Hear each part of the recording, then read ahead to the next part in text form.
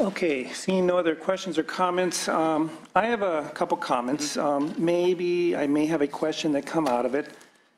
First of all, let me tell you about my thoughts about vaccinations.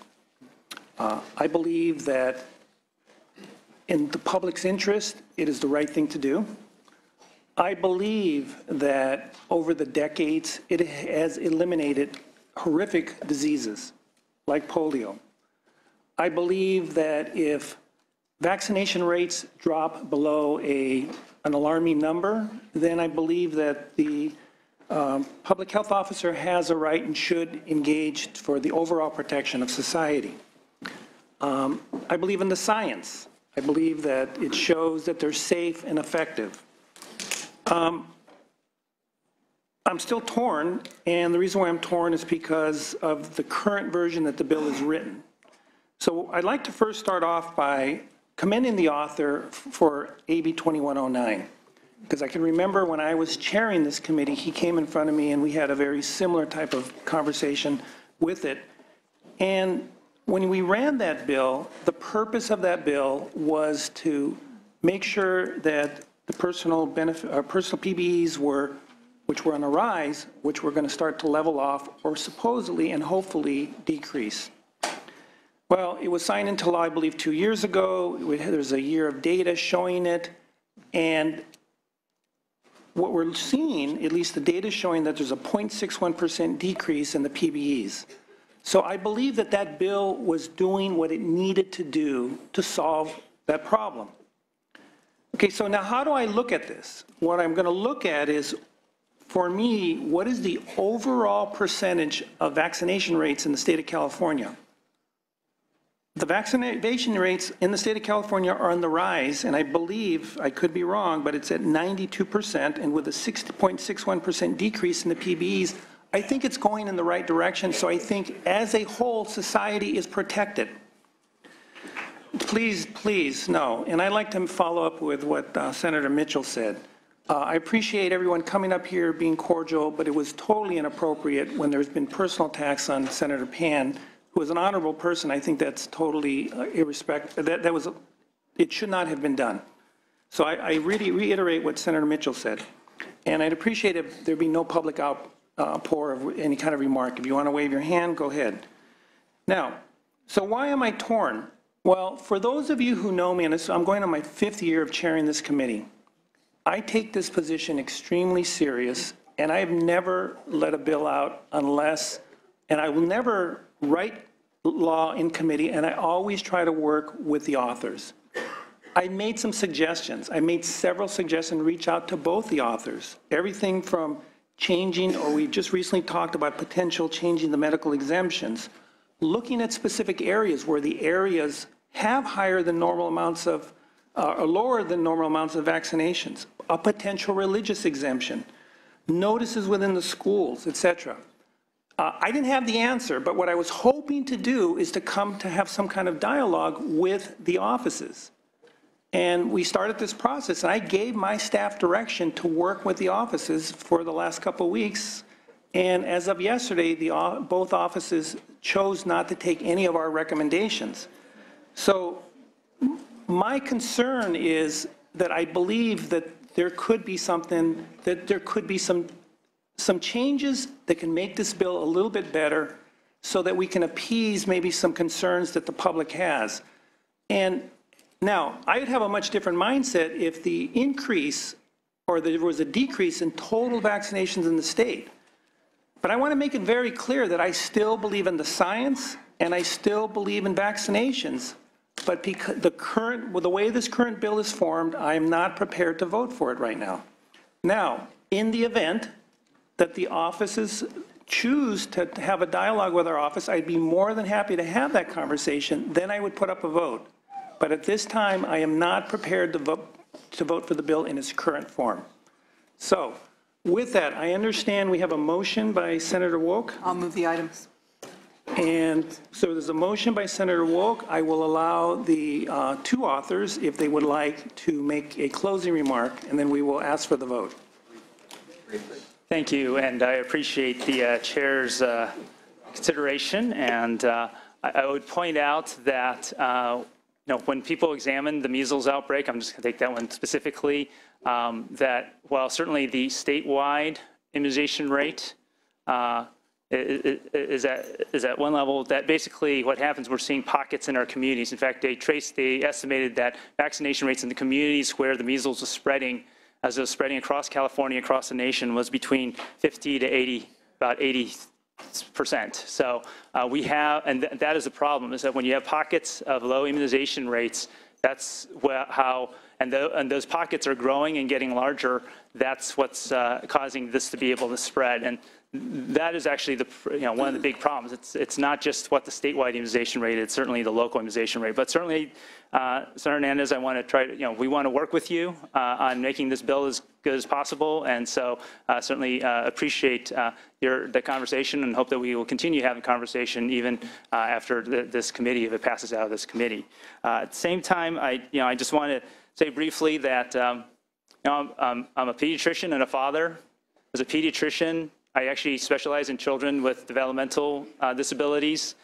So I have seen children who have suffered from vaccine-preventable illness. I've also seen children who have had developmental issues, autism, and so forth.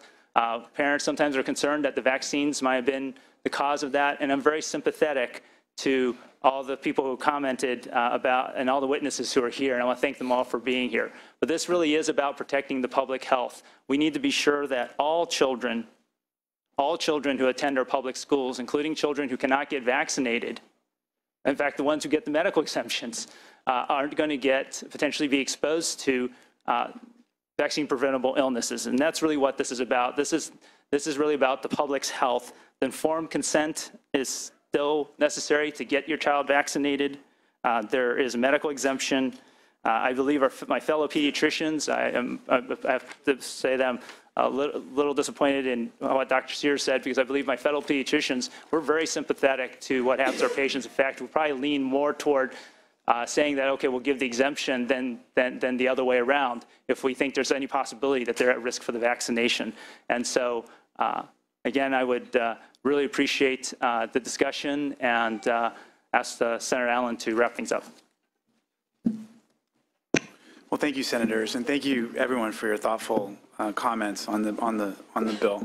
I will just say to the chair, I certainly am very interested in working with you if there are serious concerns. You and I spoke about this on the floor. It seems like there may have been some confusion among staff, but I'm certainly very interested in working with you to make sure that this is a bill that ultimately does what we're seeking to do, which is to raise vaccination rates. So. That's the goal here. That's the goal here, to create more community immunity, protect more people, and make this something that will protect public health. I do think there's some misperceptions about homeschools and the medical exemption. Ultimately, I hope that those were addressed in the discussion today. I really appreciate everyone's comments, and I respectfully ask for an aye vote.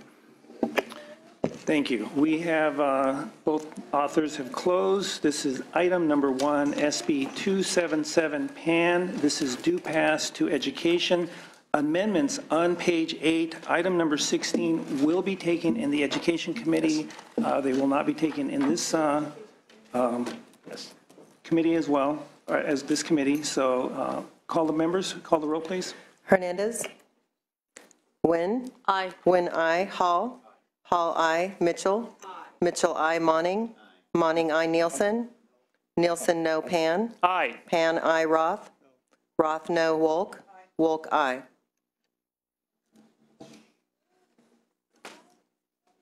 That current vote count is 6-2. It has enough votes to get out. Everyone's present and voting. That bill is out.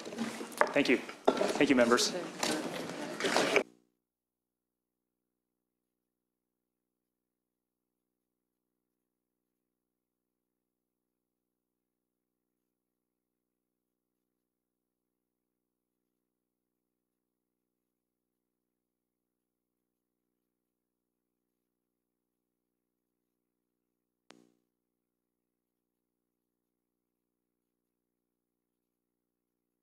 So we have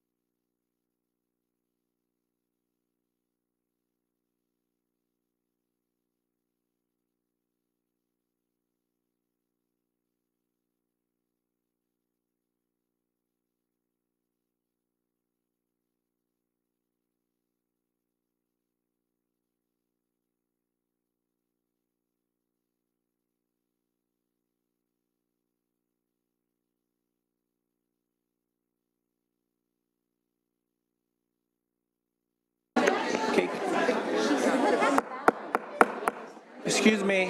Hello. We still have quite a bit of work. I would appreciate if everybody can kind of clear the chambers because we have other bills. This is just only bill number 1 of 11. Thank you. Let's clear the chambers, please.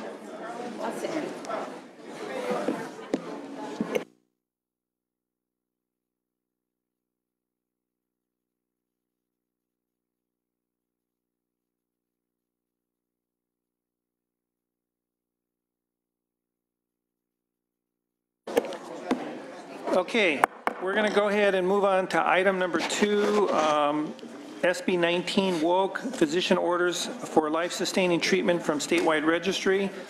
Please proceed. Thank you, Mr. Chair and members. We'll be very brief. There is no opposition to this bill. This is about POST forms, which currently exist, that have to do with life-sustaining treatment. They are increasingly being used by patients and physicians to assure medical treatment at the end of life. This is an attempt. SB 19 would like to establish a statewide registry. It would be, we would work with Health and Human Services to secure an electronic record that would have, that medical personnel would have access to. There have been studies done that show that this is capable to be expanded across the state. The Healthcare Foundation has done studies for us. I have witnesses here, and I want to first thank Senator Leno and Senator Bell. I have witnesses who will be need to leave the area. So with me today are my witnesses, and I would ask for your aye vote. Thank you. Let me just reiterate, there is no opposition. I appreciate if we can make it brief, if at all possible. No. Yeah, brief, and then please proceed. Thank you, Chair, members of the committee. Judy Thomas, CEO of the Coalition for Compassionate Care of California. I apologize. There is opposition, I therefore take your apologize. time. There is. Please proceed. Judy Thomas with the Coalition for Compassionate Care. We're a statewide collaborative working to improve care for people who are seriously ill. We are the lead for POST in California. We're happy to sponsor this bill. It's the next logical step with POST efforts here in California. Thank you. Please proceed. I guess I'm on. My name is Carrie Ann Britton. I'm an emergency physician here in Sacramento at Sutter General. Closer? Oh, geez. I'd just like to say that I strongly support this and that having a POST registry would make my job much easier when treating patients at the end of life. It would make their transition, if they so desire it, per their POST form, to go comfortably instead of invasive measures that we might otherwise do if we didn't know their wishes at the end of their life.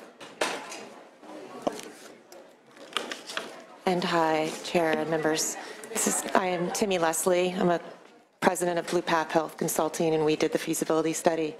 And we've been working with many members and stakeholders over the last 18 months, and we concur that it is feasible, the technology is available, the communities are there, they desire to have it, and we support the bill. Greg DeShare with the ARC and United Cerebral Palsy, the Developmental Disability Coalition. We support the bill. We've also just become aware of the suggestion for an amendment to include the advanced directives, which we would also support. Allison Ramey with Blue Shield of California in support. Thank you. Anyone in support? Anyone else in support? Hi, Jennifer Simoes with the Medical Board of California. The board supports the concept of a statewide POST registry and looks forward to working with the author's office. Thanks. Hi, Amy Durbin with California Medical Association, also in support. Thank you. Opposition?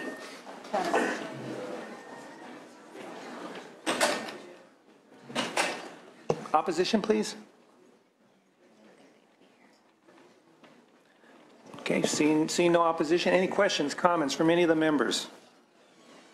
Seeing no questions, comments from any of the members. Would you like to close? Yes, Mr. Chair, there is an opposition from Canner, and their concern, I think we can work with them.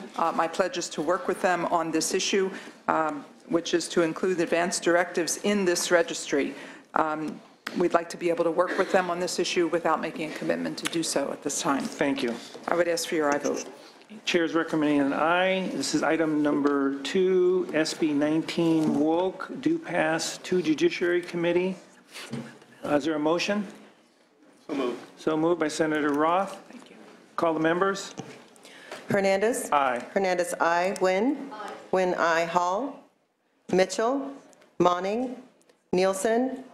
Nielsen, aye. Pan. Roth.